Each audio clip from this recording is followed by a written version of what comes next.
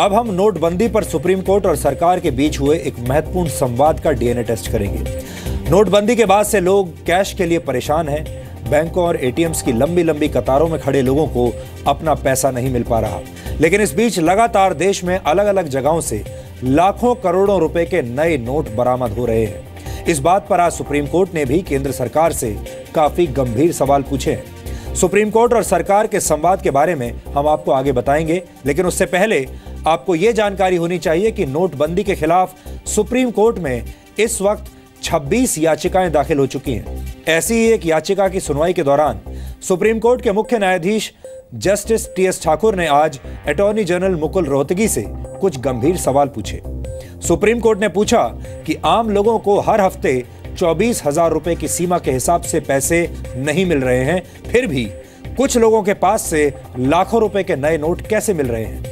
इस पर attorney general Mukul Rohatgi ने सुप्रीम कोर्ट को बताया कि कुछ बैंक मैनेजर्स काला धन रखने वाले लोगों के साथ मिले हुए हैं, इसलिए ऐसा हो रहा है। अब सरकार दोषियों के खिलाफ कार्रवाई भी कर रही है और हमें भी, हमारे बहुत सारे दर्शक लगातार सोशल मीडिया के माध्यम से भी और फोन के माध्यम से भी लगातार हमें जानकारियां दे रहे हैं कि देश भर में ऐसे बहुत सारे बैंक्स हैं जहां पर बैंक के कर्मचारी ही काले धन को सफेद करने में जुटे हुए हैं और आम जनता के साथ नाइंसाफी कर रहे हैं। हालांकि हम आज भी यही कहेंगे कि ज्यादातर बैंक्स बहुत अच्छा काम कर रहे हैं, ज्यादातर बैंक के कर्मचारी अपना काम ठीक से कर रहे हैं, बल्कि ओवर टाइम कर रहे हैं, ज्यादा मेहनत कर रहे हैं। लेकिन कुछ बैंकों के कुछ भ्रष्ट अधिकारी पूरे बैंकिंग इंडस्ट्री का नाम खराब कर रहे हैं। जस्टिस टीएस ठाकुर ने आगे यह पूछा कि सरकार किस बैंक को कितने नए नोट दे रही है और किस अनुपात में दे रही है। जस्टिस टीएस ठाकुर ने यह भी पूछा कि किसी भी बैंक का पुराने नोट जमा करने का आधार क्या है। जस्टिस ठाकुर के इन सवालों पर अटॉर्नी जनरल मुकुल रोहतगी ने कोई जवाब नहीं दिया, इसलिए सुप्रीम कोर्ट ने मामले की सुनवाई की तारीख आगे बढ़ा दी और अब इस मामले की सुनवाई अगले महीने यानी जनवरी 2017 में होगी। इस बीच सरकार ने देश में कैश की किल्लत को दूर करने के लिए कुछ नए कदम उठाए हैं। सरकार के मुताबिक 500 रुपए के नए नोट की प्रिंटिंग अब बढ़ाई जा रही है। सरकार का फोकस अब ग्रामीण इलाकों में ज्यादा है जहां कैश की ज्यादा किल्लत हो रही है। सरकार के मुताबिक 100, 50, 20 और 10 रुपए के नोटों के रूप में 80,000 करोड़ रुपए के मूल्य के नए नोट सर्कुलेशन में आ गए हैं। सरकार कोशिशें तो कर रही है, लेकिन लोगों को शायद उतनी राहत नहीं मिल रही और इसकी असली वजह यह है कि सरकार 500 रुपए के नए नोट उस मात्रा में नहीं छाप पा रही है जितनी जरूरत है। हालांकि अब सरकार का कहना है कि उसका पूरा फोकस 500 रुपए के नए नोट छापने पर ही है। आज के बाद 500 रुपए का पुराना नोट पूरी तरह से बंद हो जाएगा। हालांकि नोटबंदी की घोषणा तो 8 नवंबर को हो गई थी, लेकिन अभी भी कई जगहों पर 500 रुपए का पुराना नोट लिया जा रहा था।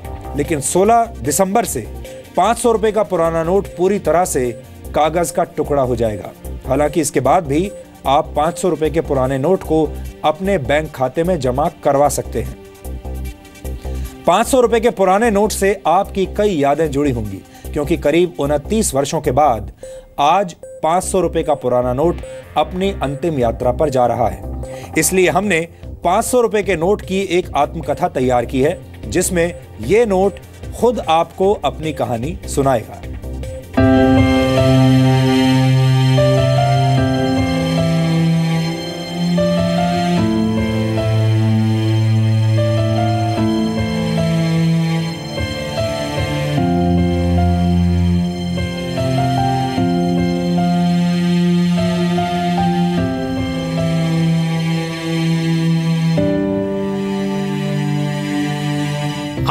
नवंबर 2016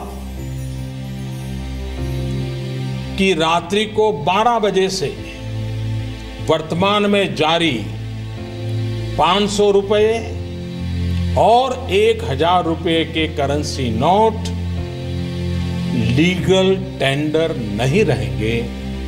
ये मुद्राएं कानूनन अमान्य होगी।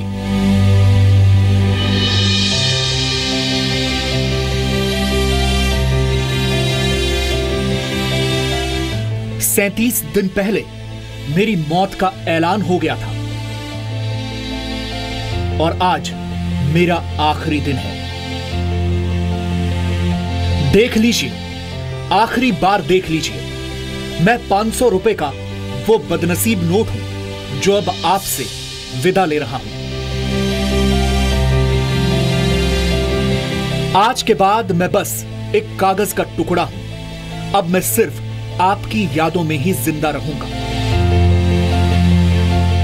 या तो आपने मुझे बैंक में जमा कर दिया होगा, और अगर अभी भी आपने मुझे अपने पास रखा है तो जल्द से जल्द जमा करवाना चाहते होंगे। बातें तो बहुत सारी हैं, लेकिन समझ नहीं आ रहा कि शुरू कहां से करूं। चलिए शुरू से शुरू करते हैं। बात सबसे पहले मेरे जन्म की।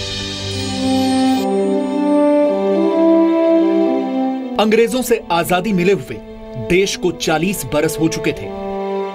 साल था 1987। देश प्रगति के पथ पर आगे बढ़ रहा था। हमारी अर्थव्यवस्था के साथ साथ देश के नागरिकों की खरीदने की क्षमता भी बढ़ रही थी। देश में 1000, 5000 और 10,000 रुपए के नोट 1978 में ही बंद हो चुके थे। आप में से बहुत से लोगों को शायद यह पता नहीं होगा कि देश में 5000 और 10,000 रुपए के नोट भी चलते थे, लेकिन सरकार ने 1978 में इन्हें बंद कर दिया। यानी अब देश में सबसे बड़ा नोट 100 रुपए का था। और इसीलिए मेरा यानी 500 रुपए के नोट का जन्म हुआ। तब मैं कुछ ऐसा दिखता था।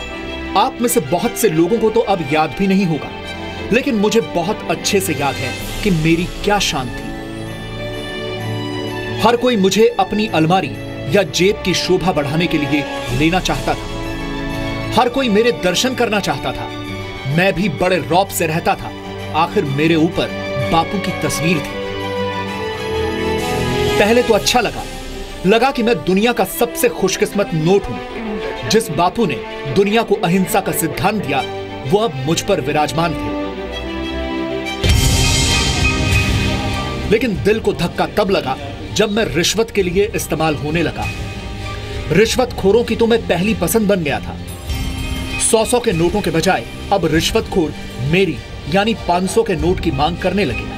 पहले तो दफ्तर में बापू की तस्वीर के नीचे रिश्वत लेते हुए शर्म नहीं आती थी, और अब तो सीधे बापू की तस्वीर वाले नोट को ही रिश्वत में ले रहे थे। एक बार फिर मेरा नया अवतार हुआ 1996 में, जब सरकार ने कुछ और सुरक्षा के उपाय किए और उन्हें मेरे ऊपर लागू किया। बहरहाल मैं तब भी खुश था कि चलो दुनिया की दूसरी सबसे बड़ी आबादी में मैं सबसे बड़ा नोट। लेकिन फिर आया साल 2000, जब सरकार ने 1000 रुपए का नया नोट छाप दिया। मेरी जगह अब 1000 रुपए के नोट ने ले ली थी। अब 1000 का नोट रिश्वतखोरों की पहली पसंद था। बड़ी रिश्वत में तो भ्रष्टाचारी 1000 के नोट ही मांगा करते थे। लेकिन उन्हें मैं भी मिल जाता तो मुझसे भी काम चला लेते थे। सरकारी दफ्तरों में अंडर टेबल में बहुत चला हूं। कुछ भी काम कराना हो, बस एक बार मेरे दर्शन करा दीजिए, फिर देखिए कैसे सरकारी बाबू आपका काम करता है। चौराहों पर तो कई पुलिस वालों से भी मैंने आपको बचाया है। याद कीजिए, यातायात के नियमों का उल्लंघन आपने भी किया होगा, तब भी तो आपने चालान कटने से बचाने के लिए मुझे ही आगे बढ़ाया था।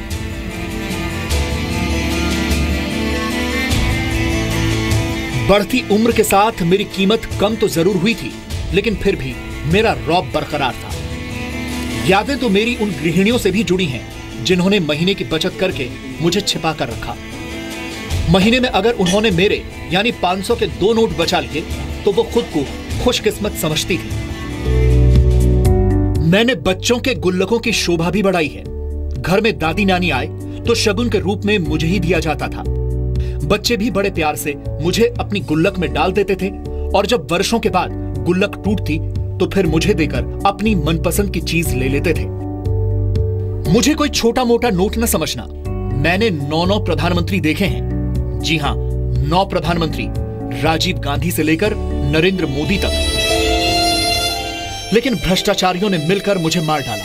मैं तो आज ये भी कहना चाहता हूं कि देश के इन कालाबाजारियों और भ्रष्टाचारियों ने मेरी हत्या कर दी।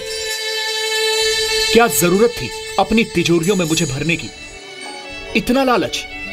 मेरा श्राप है कि मेरी मौत के जिम्मेदार भ्रष्टाचारियों, तुम्हारी ये दौलत भी मेरी तरह ही एक दिन मिट्टी में मिल जाएगी। प्रधानमंत्री जी, मैं आपको धन्यवाद कहना चाहता हूं। भ्रष्टाचारियों ने जिस तरह से मेरा शोषण किया, मैं तो कई वर्षों से रात दिन इच्छा मृत्यु मांग रहा था। आपने शायद मेरी आत्मा की बात सुनी और मेरे इस अवतार को मोक्ष दे दिया। हां, अब मेरा नया अवतार आपके सामने है।